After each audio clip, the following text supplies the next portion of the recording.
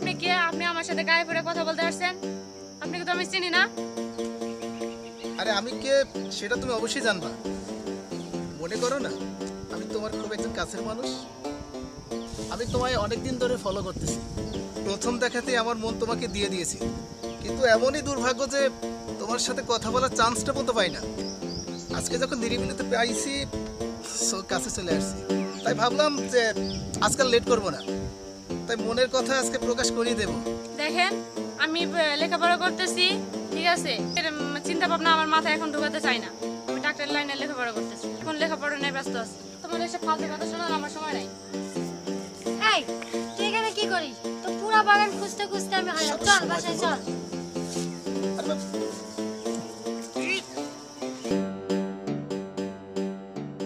দোস্ত, পাখিটা তো উড়ে গেল।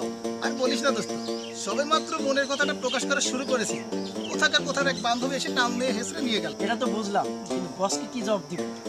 আরে রাখ রাখ, বসকে বলবি প্রথম ডোজ দেওয়া হয়েছে, এবার আস্তে আস্তে বাকি কাজটা হয়ে যাবে।